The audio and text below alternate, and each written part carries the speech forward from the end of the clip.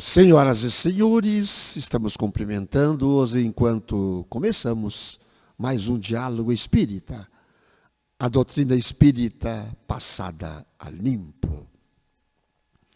Vamos fazer uma pequena prece para começarmos então o trabalho de hoje. Sempre agradecendo. Sempre, em primeiro lugar, devemos agradecer por mais um dia que estamos no planeta. Pela graça de estarmos conversando. Pela graça da renovação. Pela graça da luz. Pela graça da paz que vamos conquistando dia após dia. Pela graça da saúde, pela graça de estarmos vivos, e vivos do interior ao exterior. Muito obrigado, Pai. Muito obrigado. Que assim seja. O trabalho de hoje, trabalhemos também, e dizendo, varões, por que fazeis estas coisas? Nós também somos homens como vós, sujeitos às mesmas paixões. Está em Atos, capítulo 14, versículo 15. Emmanuel esclarece esta passagem. O grito de Paulo e Barnabé ainda repercute entre os aprendizes fiéis. A família cristã, muita vez, ha desejado perpetuar a ilusão dos habitantes da terra. Os missionários da revelação não possuem privilégios ante o espírito de testemunho pessoal no serviço. As realizações que poderíamos apontar por graça ou prerrogativa especial, nada mais exprimem senão o profundo esforço deles mesmos, no sentido de aprender e aplicar com Jesus. O Cristo não fundou com a sua doutrina um sistema de deuses e devotos, separados entre si. Criou vigoroso organismo de transformação espiritual para o bem supremo, destinado a todos os corações sedentos de luz, amor e verdade. No Evangelho vemos Madalena arrastando dolorosos enganos, Paulo perseguindo ideais salvadores, Pedro negando o divino amigo, Marcos em luta com as próprias hesitações. Entretanto, ainda aí, contemplamos a filha de Magdala renovada no caminho redentor. O grande perseguidor convertido em arauto da boa nova. O discípulo frágil conduzido à glória espiritual.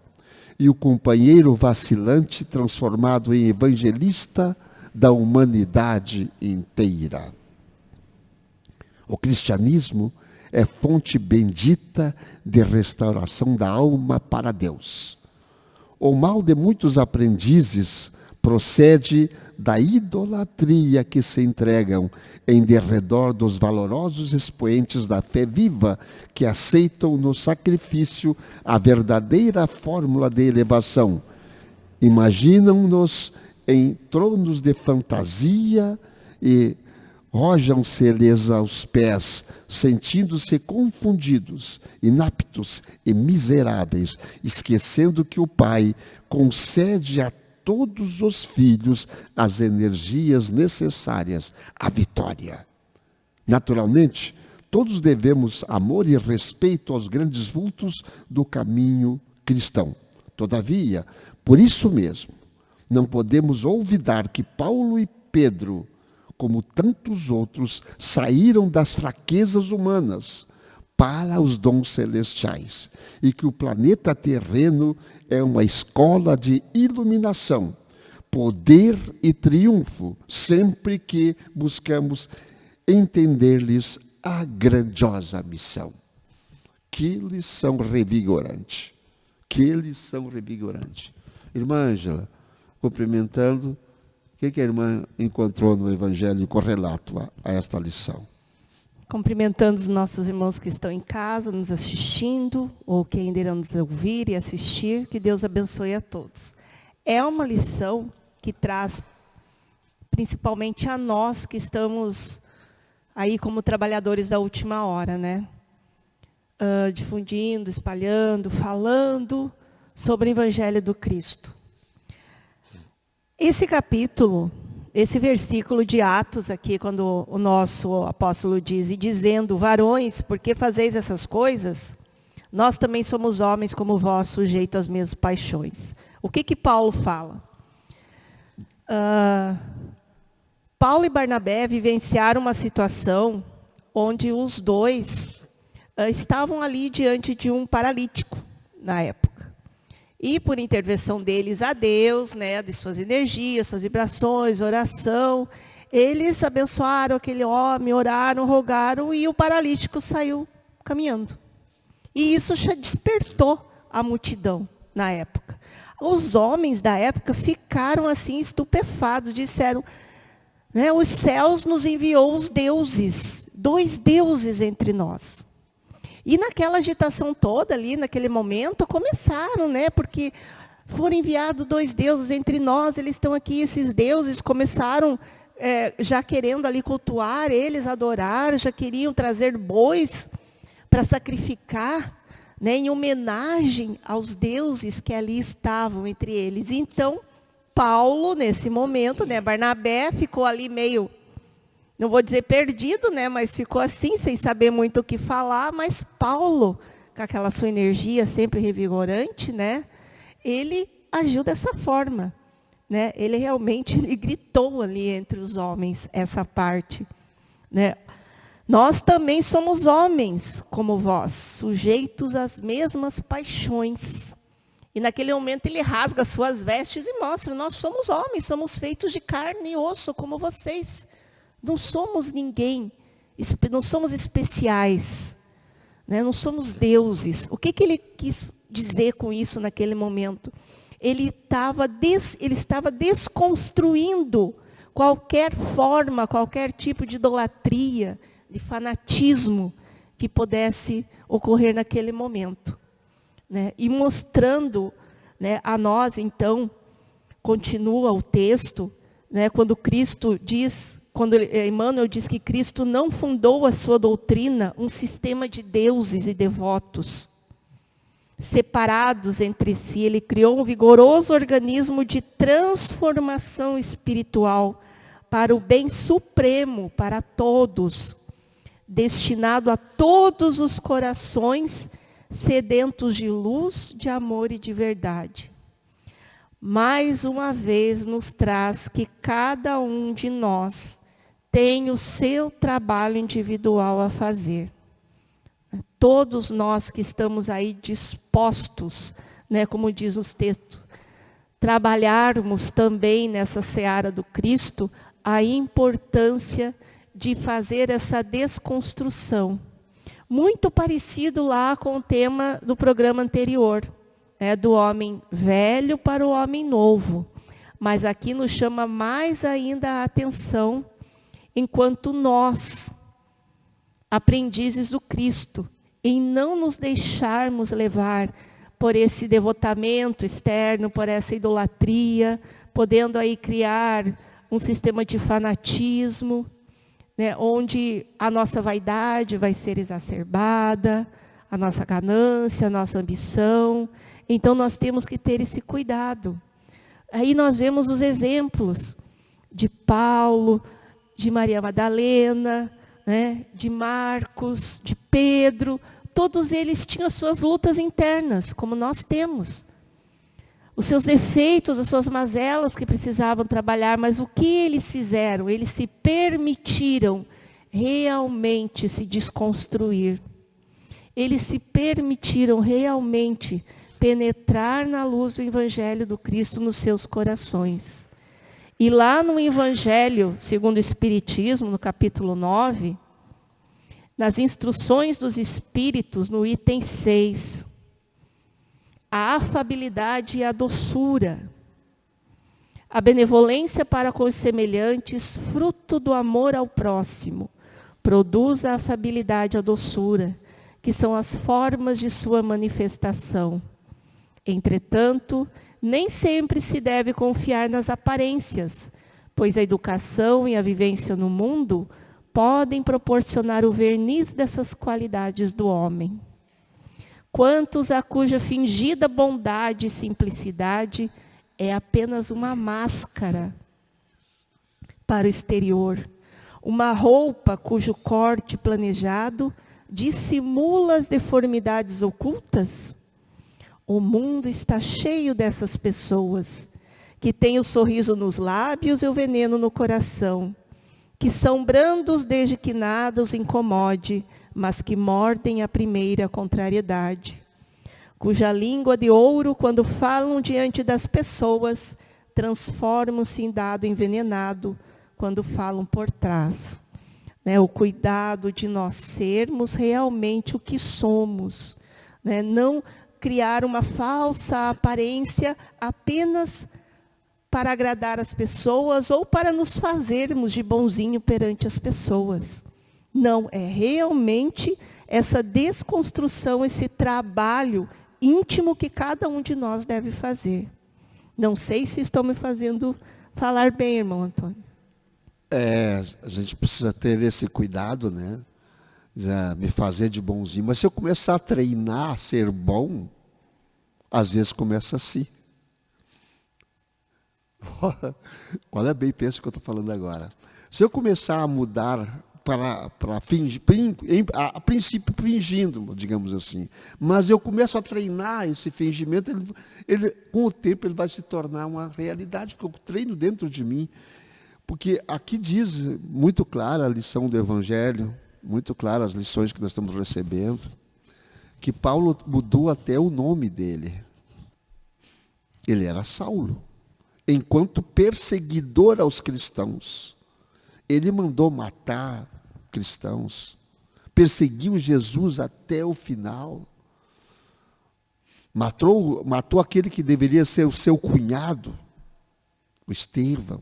E tantos outros, porque ele acreditava que aquilo era o certo. E quando ele viu que ele estava errado, ele renovou-se. O homem velho foi embora e ele tornou-se o Saulo de Tarso, tornou-se o Paulo de Tarso. Ele não tinha fingimento dentro dele, isso é uma realidade. Ele era aquilo que era. Pedro, quando já conhecia o mestre, já tinha conhecimento de quem era o mestre, ele fingiu. Ele fingiu lá para os perseguidores, para os romanos, porque senão ele seria morto também. Não conheço o mestre. Não conheço ele. Não conheço. 3 vezes ele fingiu, para que ele não fosse também morto. Mas ele tinha dentro dele já o germe da bondade e do amor. Ele fraquejou. Todos nós fraquejamos. Todos nós iniciamos assim, desta forma, fracos. Muito fracos. E às vezes estamos fortes e fraquejamos de novo, damos as recaídas. Porque somos ainda engatinhadores no caminho espiritual. Mas vamos desistir por isso? Vamos desistir porque cometemos um erro? E agora? Larguei. Não. Vamos corrigir o erro. Mas se o erro for incorrigível na matéria, pode ser assim, mas no espírito não. Não tem erro incorrigível espiritualmente falando. Mas a pessoa que eu errei já foi embora, já morreu. Não, vá fazer aquilo que tu não fez para aquela pessoa, para uma outra pessoa. Esta é a correção. Esta é a correção que temos que ter. Então não vamos ser realmente os sepulcros, como sepulcros caiados por fora e por dentro podres. Vamos corrigir isso aí também. Vamos ser sepulcros caiados por fora. Não vamos ser sepulcros, então, e limpos também por dentro. Não vamos ser esse sepulcro. Esta analogia que se faz seguidamente. E vamos trabalhar. Assim, vamos trabalhar. Não vamos desistir do trabalho. Mas eu estou aposentado. Do trabalho material. Mas e o trabalho espiritual? Alguém se aposenta, por acaso? Muito importante o que o nosso irmão Antônio falou ali no início. Quando ele fala do Paulo, né? Que é Saulo, depois é Paulo e Paulo de Tarso. Ele não deixou de ser a mesma pessoa, como o Antônio falou. Ele continuou tendo a sua própria personalidade. A diferença é que ele reconheceu que aquelas atitudes, o modo que ele vinha vivendo, que ele via as coisas eram erradas. Mas a energia dele, a vivacidade, a coragem, continuou a mesma. Ele continuou sendo a mesma pessoa. Né? Pedro já foi diferente. Pedro fingia, né, lá no início, ser algo que não era. Então, veja, essa é a diferença. Isso nós temos que ter muito claro na nossa mente. Né? Nós temos que ser a mesma pessoa sempre. Não importa, como diz o Antônio, se eu errei, se eu fiz isso de errado. Importa como vai ser daqui para frente. Mas eu tenho que continuar com a minha personalidade. Se eu tenho uma personalidade forte, eu vou usar essa força para o bem. Foi isso que Paulo fez. Se eu tenho uma personalidade onde eu olho o olho no olho das pessoas, eu vou continuar olhando o olho no olho e falando de maneira amorosa, com mais seriedade, com mais paciência, com indulgência. Aí vem todas essas virtudes aqui deste capítulo que nós temos que trabalhar. Né? Mas nunca deixando de ser nós mesmos. Não adianta, por exemplo, eu era uma pessoa que eu era, né, impetuosa, que eu sempre falava tudo, de repente eu começo a falar mansinho, calminho. Não, vamos deixar assim. Não, você não está sendo você mesmo. Você criou para si uma outra personalidade. Né? Muitas vezes nós fazemos isso porque temos medo de errar novamente. E é isso que nós temos que corrigir em nós. Nós temos que continuar sendo nós mesmos, apenas mudando a visão que nós temos das coisas, das pessoas, do mundo, apenas introduzindo dentro do nosso espírito, né, essas virtudes que Cristo tanto nos trouxe, nos fala até hoje neste século. Nós estamos ainda trabalhando. A indulgência, aprender a olhar os defeitos do outro, sem ficar espalhando e entender. Não ficar julgando, não ter medo de dizer, eu sou cristão, eu sou espírita, eu sou católico, eu sou budista, eu acredito em Deus, eu amo a vida, não ter medo disso. Ser você mesmo em todas as áreas, dentro de casa, no teu trabalho, na sociedade espírita, na igreja, no templo, na rua, seja onde for. Mas sendo você com essa luz. E nós podemos conseguir isso nesta encarnação. Muitas pessoas dizem assim, mas esse mundo é muito cheio de coisas negativas, não dá para fazer o bem. Dá sim, dá. Começa-se lá dentro da nossa casa, entendendo a nossa família, entendendo as situações que nos cercam, começa assim. E aí nós vamos galgando dia após dia a nossa melhora. E sermos nós mesmos significa também e principalmente despertar a nossa essência real, que nós deixamos muitas vezes adormecida.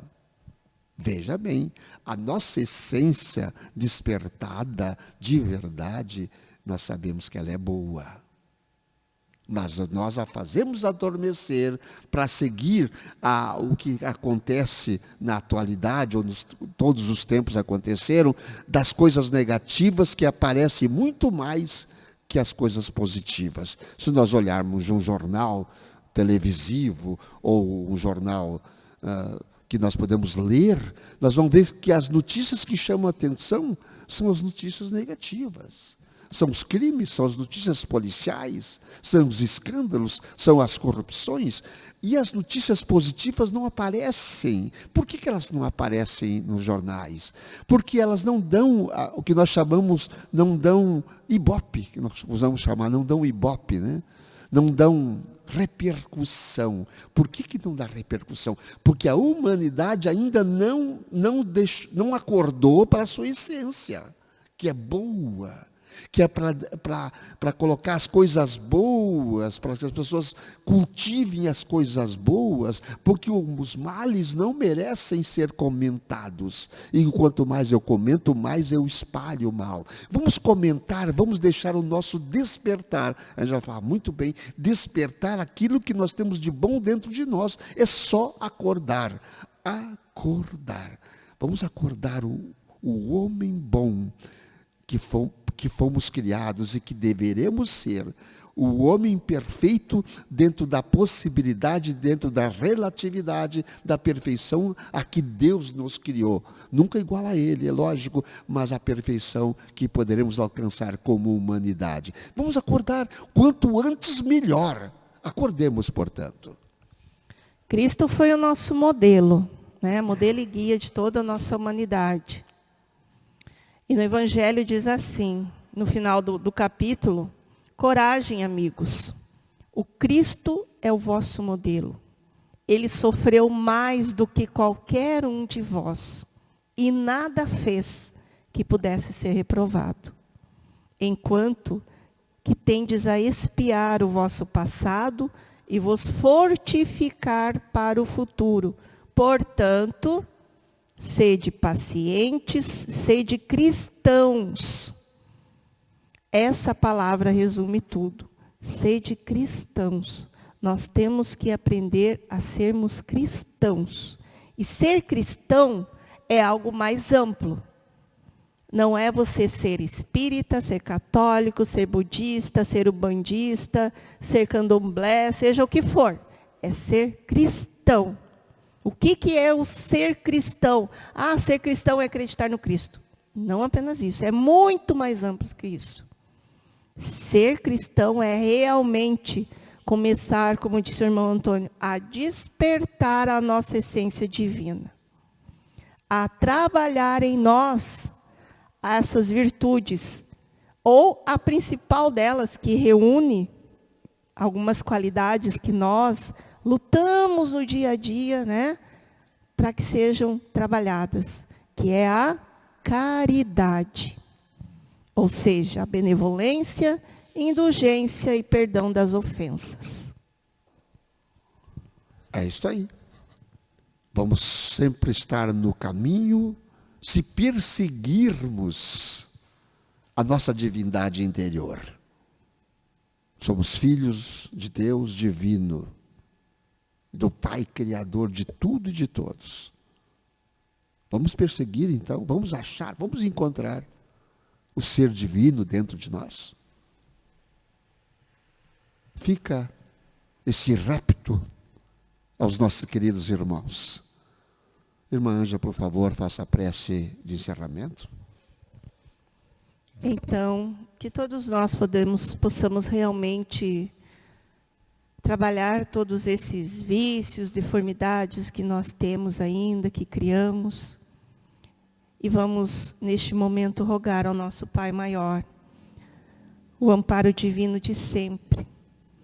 Este ser misericordioso que sempre está ao nosso lado através de várias formas.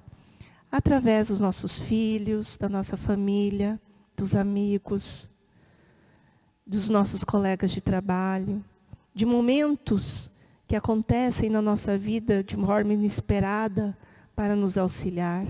Em tudo a bondade divina se manifesta sempre. Gratidão, Deus. Gratidão por essa existência, por esta vida, por essa oportunidade que temos Que a tua luz divina possa realmente iluminar nossas mentes e corações cada vez mais. E rogamos o teu amparo espiritual a todas as famílias, aos nossos irmãos doentes nos hospitais, nas geriatrias, que todos recebam o bálsamo da cura, da paz, da tranquilidade espiritual. Mestre Jesus, amigo de todas as horas, o teu manto de luz, abençoando a toda a nossa humanidade, nos trazendo força, fé, coragem, perseverança, esperança em nossos corações. Que o amor do Cristo seja sempre a nossa luz a nos guiar em todos os momentos da nossa existência. Que assim seja.